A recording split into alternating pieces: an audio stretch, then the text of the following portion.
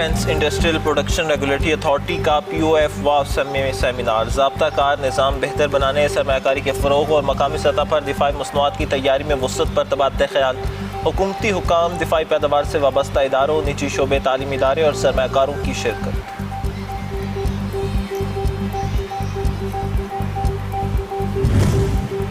पाकिस्तान में माहीगीरी के शोबे की तरक्की के लिए अहम इक़दाम जारी। सिंध, बलूचिस्तान और दीगर सूबों की 3,500 एकड़ नमकीन ज़मीन को शर्मिक फार्म्स में तब्दील किया जाएगा। बलूचिस्तान के साहिली इलाकों में श्रिम्प अफज़ाइश के लिए जदीद मिलिट्री पोजीशन कायम की जाएगी।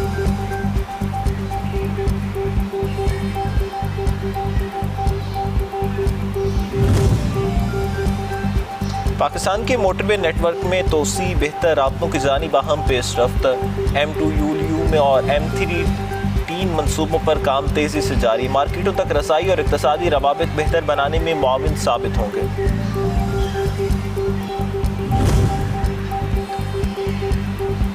पाकिस्तान में साउथ एयर की नई फ़िज़ाई सर्विसेज सफरी सहूलियात, सेहत और मौशत के फ़रोग़ की जानिब अहम कदम। कराची के जिन्ना इंटरनेशनल एयरपोर्ट से शेड्यूल मुल्की परवाज़ों का बाकायदा आगाज़। बहावलपुर का भी मुल्क से फ़िज़ाई राब्ता 3 साल बाद बहाल। बहावलपुर से कराची और इस्लामाबाद के लिए भी फ़्लाइटें उड़ेंगी।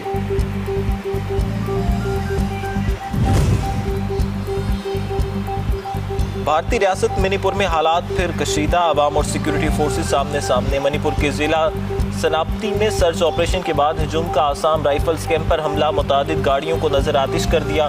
BJP हुकूमत मणिपुर में इंसानी हुकूक का तहफ़्फ़ुज़, तशद्दुद को रोकने में मुकम्मल तौर पर नाकाम।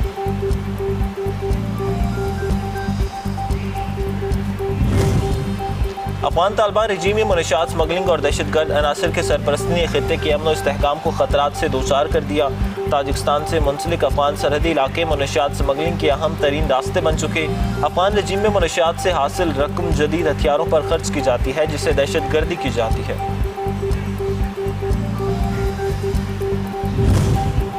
और बलूचिस्तान में हुकूमती वफ़द, धरना कमेटी और लवाहिकीन के माबैन के दरमियान मुज़ाकरात का पहला मरहला मुकम्मल। ड्राफ्ट पर इत्तफ़ाक़, जल्द दोनों फ़रीक़ैन दस्तखत करेंगे।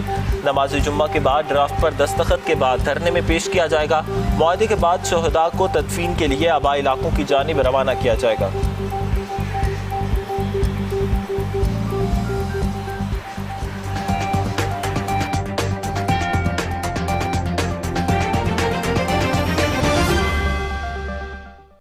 अक़वाम मुत्तहिदा के सेक्रेटरी जनरल एंटोनियो गुतेरेस का अमरीका और ईरान के दरमियान बढ़ती हुई कशीदगी पर गहरी तशवीश का इज़हार।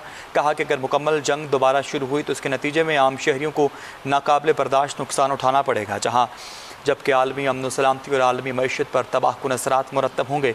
फ़रीक़ैन कशीदगी में मज़ीद इजाफे से गुरेज करें और ऐसे इक़दामात से बचें जो ख़ित्ते में बड़े तसादुम का सबब बन सकते हैं।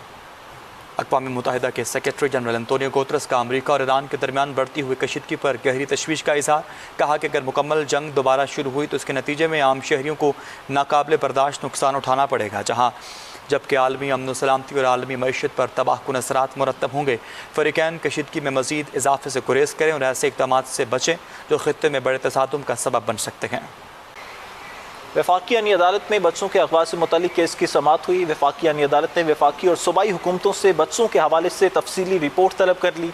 अदालत ने रिमार्क्स दिए कि बताया जाए कि कितने बच्चे भीख मांगते हैं, कितने बच्चे मजदूरी करते हैं। तफसीली रिपोर्ट ने जस्टिस हसन अजहर रिजवी ने रिमार्क्स दिए कि हुकूमत को बच्चों के हवाले से डाटा तैयार करना चाहिए। बच्चों से जबरी मुशक्कत करवाई जा रही है। बच्चों से भीख मंगवाने वाले ठेकेदार पैसे कमाते हैं। ये नहीं कहा इन बच्चों को उठा लें। 25 साल पहले कराची में मुहिम चली तो बच्चों को पुलिस ने पकड़ के लिया।